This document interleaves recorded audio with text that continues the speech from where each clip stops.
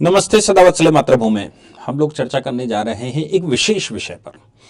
और ये विषय मुझे लगता है कि हमारे देश में दुनिया भर के केसेस चल रहे हैं। ऑनरेबल सुप्रीम कोर्ट के सामने पीआईएल पेंडिंग है।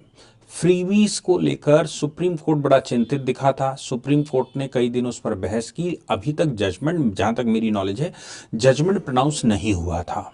लेकिन ये बात तय है कि सुप्रीम कोर्ट भी फ्रीवीज को लेकर बहुत चिंतित था। सुप्रीम कोर्ट का भी उस समय मानना था कि लोगों को स्वावलंबी बनाना चाहिए, लोगों को भिक्षादानी नहीं या भिक्षा लेने वाला नहीं। इन प्रक्रियाओं में एक चीज इंदौर म्युनिसिपालिटी ने चालू की है। उन्होंने घोषणा की थी कि वो 1 जनवरी 2025 से इंदौर म्युनिसिपालिटी के अंदर किसी को भीख मांगने नहीं देंगे। जो भी भिखारी हैं उनके आधार कार्ड बनने हैं, उनका सिस्टम बनना है, उनका डॉक्यूमेंट बनना है।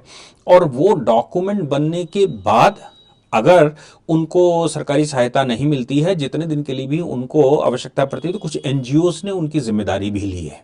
ये कहा है कि भिक्षा नहीं देना है, लोगों को स्वावलंबी बनाना है। स्वावलंबी से मतलब है लोगों को उठाकर खड़ा करना है ताकि वो स्वयं अपना परिवार चला सके।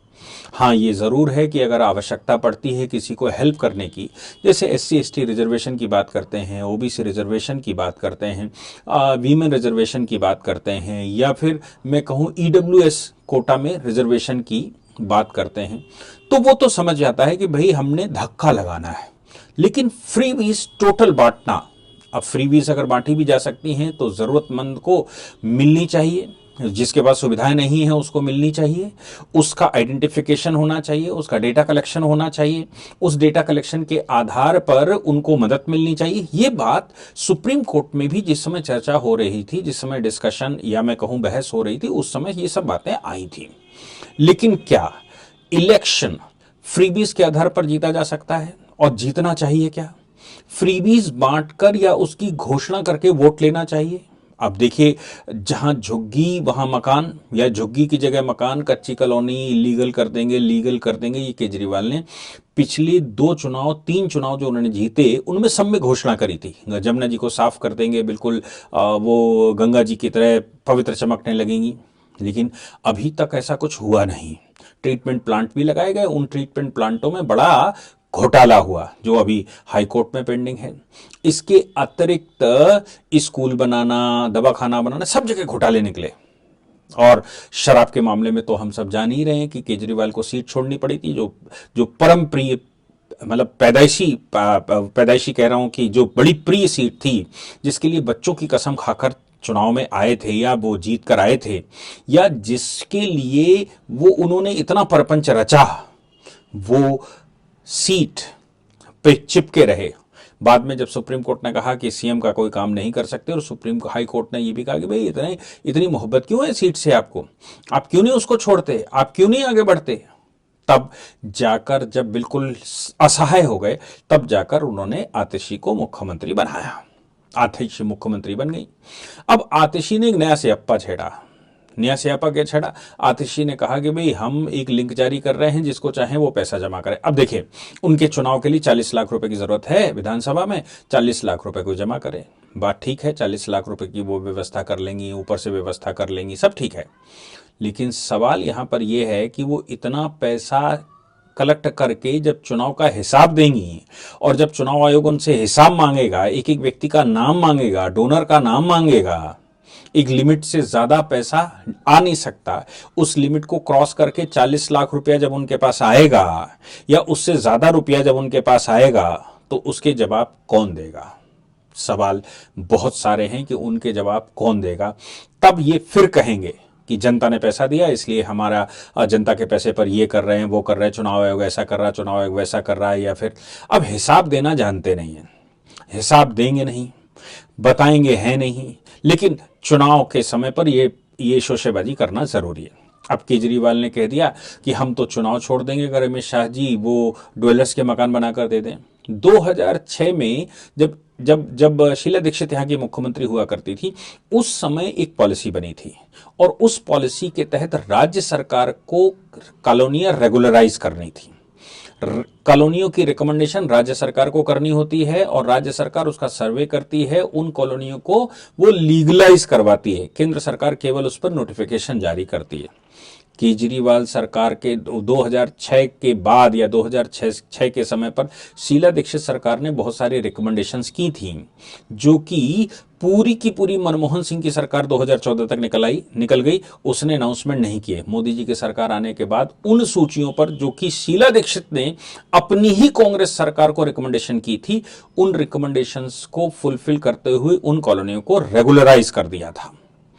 क्या केजरीवाल जी ने या आम आदमी पार्टी 11 साल से सरकार में है, क्या उन्होंने कोई रिकमेंडेशन किया कि कॉलोनियां रेगुलराइज कर दी जाएं? क्या उन्होंने स्लम एरियाज को लेकर कोई काम किया? क्या स्लम एरियाज को लेकर कोई पॉलिसी बनाई? क्या स्लम एरिया को लेकर जो उन्होंने कहा था कि वो अनऑथराइज को ऑथराइज कर देंगे, इलीगल को लीगल कर देंगे और स्लम एरियाज में बना देंगे, क्या उन्होंने पिछले 11 वर्ष में कुछ कहा? अब वो कह रहे हैं कि अमित शाह जी अगर ऐसा कर देंगे तो मैं चुनाव नहीं लड़ूंगा, मैं क्विट कर जाऊंगा, मैं ये कर जाऊंगा, मैं वो कर जाऊंगा। अपनी लायबिलिटी को केंद्र के ऊपर थोपना ही केजरीवाल का काम है। मजे की बात यह है कि कांग्रेस इस बार मैदान में है। पिछले 2 बार से, जब मैं कहता हूं 2015 का चुनाव, 2020 का चुनाव और 2025 का चुनाव, 2025 का चुनाव इस समय है, उस समय दोनों टाइम पर जहां तक मेरी सूचनाएं हैं, कांग्रेस ने बीजेपी को हराने के लिए आम आदमी पार्टी की तरफ अपना वोट शिफ्ट किया था। उससे पहले जो चुनाव हुआ था 2013 या 14 वाला, उस चुनाव में तो अरविंद केजरीवाल, 2013 के चुनाव की बात है, उसमें तो अरविंद केजरीवाल और कांग्रेस लड़ी थी, दोनों ने मिलकर सरकार भी बनाई थी। उसके बाद अरविंद केजरीवाल ने उनको झटका दिया और अकेले निकल पड़े, इस्तीफा देकर अकेले निकल पड़े। अकेले जब वो निकल पड़े तो कांग्रेस ने चुनाव लड़ा तो, लेकिन जहां तक मुझे खूब याद है, उस समय पेपरों में भी आया था और लोगों ने, कार्यकर्ताओं ने खूब कहा भी था कि उनका विधायक का कैंडिडेट खड़े होकर कह रहा है कि अगर मैं न जीत रहा हूं तो आम आदमी पार्टी को वोट डालिए, बीजेपी को वोट नहीं देना है। क्योंकि उस समय उनको लग रहा था कि बीजेपी उनका सबसे बड़ा दुश्मन है और बीजेपी को लेकर वो चुनाव, मतलब बीजेपी को किसी तरह से हटाओ, आम आदमी पार्टी से लड़ लेंगे या फिर केजरीवाल रीजनल पार्टी है इससे लड़ लेंगे। नतीजा बहुत बुरा निकला। अब उनके अनुभव में आया कि भारतीय जनता पार्टी राष्ट्रीय पार्टी है, भारतीय जनता पार्टी से तो चुनाव लड़ा जा सकता है, राज्यों में वो लड़ भी रहे हैं, लेकिन अरविंद केजरीवाल जैसे झूठ बोलने वाले, शिखंडी के रूप में छद्म काम करने वाले या फिर कालनेमी के रूप में काम करने वाले से लड़ना बहुत कठिन है। मैं बता रहा हूं, राक्षसी सेना से लड़ना बहुत कठिन होता है, सात्विक शक्तियों से लड़ना आसान होता है। इसीलिए जब भारत में मुगल आए, जब भारत में ईसाई आए, तो इन्होंने, ये राक्षसी सेनाएं थी, इसलिए इनसे लड़ना मुश्किल हो गया था। लेकिन उससे पहले ऐसा नहीं था कि युद्ध नहीं थे, पराक्रम नहीं दिखाए, सब होता था, लेकिन वो नियमों के तहत होता था। लेकिन अभी क्या है, वो नियमों के तहत नहीं होता था। तो अभी केजरीवाल का कोई नियम धर्म नहीं है, केजरीवाल केवल झूठ की एक विरासत है। किसकी विरासत है ये भी पता नहीं। उन्होंने तो अन्ना हजारे को ही लात मार के क्या किया, और इसके अलावा प्रशांत भूषण, किरण बेदी, पता नहीं कितने नाम हैं उसमें, उस सूची में। और अभी भी गोपाल राय, वो अभी भी कैलाश गहलोत और ये वो सब चल ही रहा है, वो सिस्टम चल रहा है। सबसे खास बात यह है कि इसमें मनीष सिसोदिया भी इस चुनाव में बिल्कुल साइड रखे गए हैं। मनीष सिसोदिया को केजरीवाल किसी तरह से प्रमोट करना नहीं चाहते और मनीष सिसोदिया के पास कोई ऑप्शन ही नहीं है। मनीष सिसोदिया केवल एक भक्त होकर काम कर सकते हैं, उनका करियर चाहे पूरा खत्म कर दिया जाए। दूसरी बात यह भी है कि कुमार विश्वास के साथ जो हुआ वो भी दिखाई पड़ रहा है। अब देखो, पंजाब में चुनाव इसी तरह से हुआ था कि भाई उड़ता पंजाब, एक मूवी बनवाई थी इन लोगों ने, उड़ता पंजाब। लेकिन आज की खबर यह है कि भगवंत मान ने केंद्र सरकार से 600 करोड़ रुपया सिर्फ इसलिए मांगा है, या ये कहते हुए मांगा है कि ड्रग्स के अगेंस्ट में उनकी लड़ाई को धन की आवश्यकता है। अब भाई, ड्रग्स के अगेंस्ट में उनकी लड़ाई को धन की आवश्यकता कैसे है? आपको याद होगा कि एक डीएसपी लेवल के अधिकारी सुप्रीम कोर्ट चले आए थे और उन्होंने ये कहा था कि हमने जो ड्रग्स के खिलाफ वहां एक्शन लिए हैं, वहां की पॉलिटिकल अथॉरिटीज उनके हमारे खिलाफ काम कर रही हैं, उल्टे मुकदमे हमारे ऊपर लगा दिए गए। इस बात को कि राज्य सरकार को मैं एक्सपोज कर रहा था कि राज्य सरकार के अधिकारी कुछ मिले हुए हैं, मंत्री कुछ मिले हुए हैं जो कि ड्रग्स की वहां पर व्यापार कर रहे हैं। और ड्रग्स कैसा? मेडिकल की दुकानों पर या मैं कहूं कि मेडिसिन की दुकान पर वो ड्रग्स बेचे जा रहे थे। ड्रग्स बाकायदा दवा के पैकेट में पैक होकर बेचे जा रहे हैं। ये हाल वहां का हो गया है। सिरप में ड्रग्स बेचे जा रहे हैं, खुली दुकानों पर बिक रहे हैं, प्रिस्क्रिप्शन की आवश्यकता नहीं होती, कुछ पार्टिकुलर नाम मेडिसिन के हैं, वो मेडिसिन उसमें ड्रग्स पैक किए जा रहे हैं और दिए जा रहे हैं। ये ड्रग्स का बहुत बड़ा रैकेट डीएसपी ने पकड़ा था और उनके ही खिलाफ वहां की सरकार ने एक्शन लिया और उनकी ही सरकार ने उनके ही खिलाफ उन मुकदमे दर्ज कर दिए थे।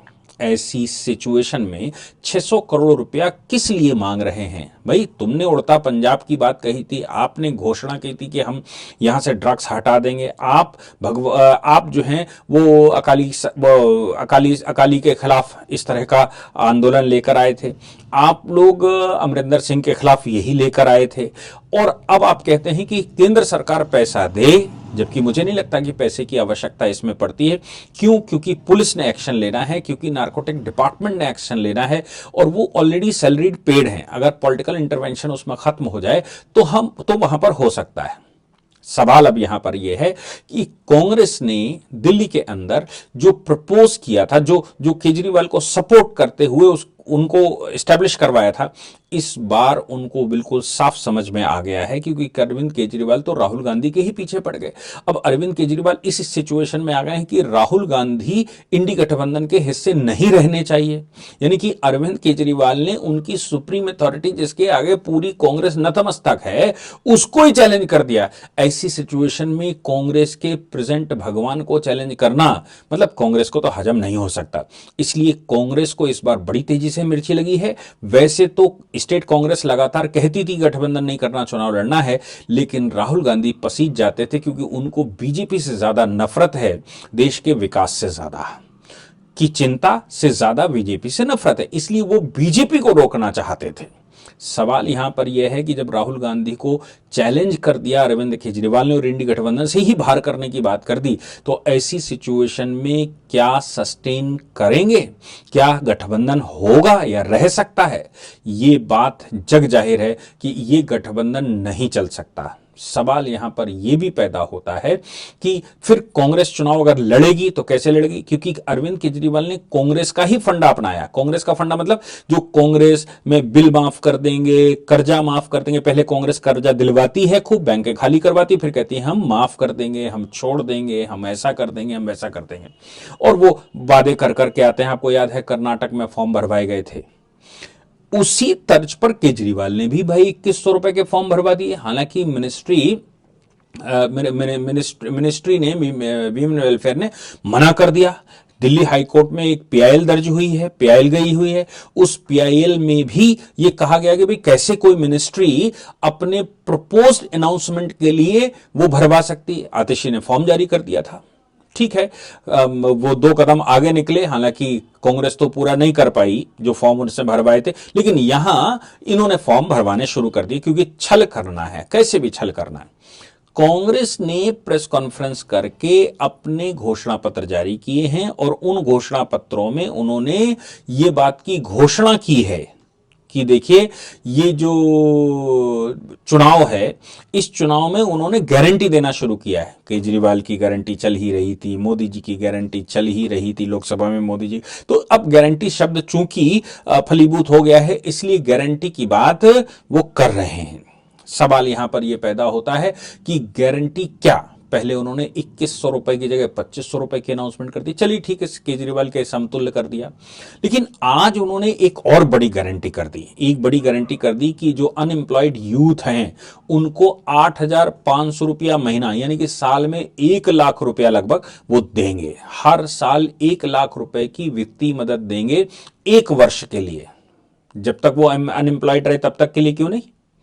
अगर आप मदद ही दे रहे हैं तो जब तक वो अनएम्प्लॉयड रहता है तब तक के लिए मदद दीजिए। आप कहते हैं कि हम उसको मदद केवल तब तक के लिए देंगे जब 1 साल के लिए देंगे, और 1 लाख रुपया। दिल्ली की आबादी में अगर आप भारत की डेफिनेशन देखेंगे अनएम्प्लॉयमेंट की, तो डेफिनेशन बिल्कुल साफ है। जो सरकारी नौकरी नहीं करता, जिसकी सैलरी नहीं बनती, वो अनएम्प्लॉयड है। वो ठेला लगाता होगा, वो रोड पर काम करता होगा, वो दुकान रखे होगा, वो कुछ और प्राइवेट काम करता होगा, वो सब अनएम्प्लॉयड है। सब अप्लाई करेंगे। और 2,500 महिला और प्लस 8,500 अनएम्प्लॉयड। अगर कोई महिला है तो 8,500 प्लस 2,500, आप सोच लीजिए 11,000 रुपए महीने की जुगाड़ कांग्रेस बता रही है। क्या 11,000 रुपए की जुगाड़ कांग्रेस कर सकती है? केजरीवाल ने 6,000 करोड़ रुपए का लोन लिया है। ये बात आपको याद होगा, संबित पात्रा ने एक उसमें कही है। संबित पात्रा ने कहा या बीजेपी के किसी बड़े नेता ने कहा कि 6,000 करोड़ रुपए का केजरीवाल ने लोन लिया है, कर्ज लिया है। वो कर्ज वो नहीं है जो रूटीन में चलता है, ये अलग से कर्ज लिया है फ्रीबीज बांटने के लिए। दिल्ली में पानी की स्थिति, टैंकर माफिया, पानी जो शीला दीक्षित स्टॉक कर गई थी 2 साल का, वो स्टॉक सारा गायब हो गया। रोडों की हालत दिल्ली में ये हो गई कि रोड का सैंक्शन हुआ है, अगर वो 2 किलोमीटर की सड़क है तो उसमें 1 किलोमीटर बनवा दिया, 1 किलोमीटर और गड्ढे कर दिए गए। क्यों? वोट देंगे तो फिर से बनेगी। मतलब ये कुटिल चालें। जबकि फार्मूला तो यह है कि अगर सैंक्शन हो गया है तो उसका चुनाव से कोई लेना देना नहीं है, वो चुनाव के समय पर भी रोडें बन सकती। लेकिन वो रोडें जानबूझकर, वो नालियां जानबूझकर, वो डेवलपमेंट के काम वो सब जानबूझकर रोके गए। इसके अतिरिक्त पानी के बिल जानबूझकर बढ़ाए गए, बिजली के बिल जानबूझकर बढ़ाए गए। आतिशी ये कह रही हैं कि अगर तुमको बिजली का बिल माफ करवाना हो तो हमें वोट देना। केजरीवाल कह रहे हैं इन लोगों ने पता नहीं क्या किया कि इतने बिल आ गए। अब इन लोगों ने किसने? भाई जल शक्ति मंत्री तो आतिशी थी, तो इन लोगों ने किसने बढ़ा दिया? सवाल यह है कि इन लोगों में बढ़ाने वाले कौन लोग हैं? ये मुझे लगता है कि इस सभी बात को लेकर ये बात कंफर्म हो रही है कि कांग्रेस 4 कदम आगे चुनाव लड़ रही है, और इस बार कांग्रेस लग रहा है वाकई में चुनाव लड़ रही है। और जैसे केजरीवाल ने झाड़ू लगा देंगे, वाईफाई कर देंगे पूरे दिल्ली को, ये कर देंगे वो कर देंगे, उस समय अरविंद केजरीवाल से जो पूछा जाता था वो सब प्रॉमिस करते थे। इस समय उसी मोड पर कांग्रेस आ गई, वो सारे प्रॉमिस कर रही है कि हम सब कुछ कर देंगे। आप उनसे कहिए कि मेरे घर पर एंटीना लगा दो ताकि नेटवर्क मेरा फ्री आ जाए, तो कांग्रेस इस समय इस स्थिति में हाँ लगा देंगे, एक नहीं 2 लगा देंगे। अगर वो कहें कि मेरी सूसू नहीं निकल रही है, उसको वो खराब हो गई, तो वो कहें हम अलग से 2 पाइप डलवा देंगे। मतलब कांग्रेस भी अब इस मूड में आ गई कि वो अरविंद केजरीवाल से 2 कदम आगे चलना चाहती है। और बेचारी बीजेपी वो इसी उधेड़-बुन में लगी है कि जो अरविंद केजरीवाल और ये जो कह रहे हैं उनकी सरकार आ जाएगी तो वो इसको फुलफिल कैसे करेंगे, उसका उद्धार कैसे करेंगे, हर व्यक्ति स्वावलंबी कैसे बने, हर व्यक्ति की अपनी कमाई, भीख की बजाय अपनी कमाई कैसे हो, हर व्यक्ति को इलाज कैसे हो जाए, हर व्यक्ति की पढ़ाई कैसे हो जाए, हर व्यक्ति स्वावलंबी होकर खड़ा कैसे हो जाए, कैसे ज्यादा कंपनियां बन जाएं, कैसे लोगों को एम्प्लॉयमेंट जनरेट करने वाला बना दिया जाए। ये सब में उधेड़ बुन में भारतीय जनता पार्टी लगी है और उधर घोषणाएं करने में लगातार लगे हुए हैं। आगे देखते हैं क्या होता है। जय हिंद, जय भारत, वंदे मातरम।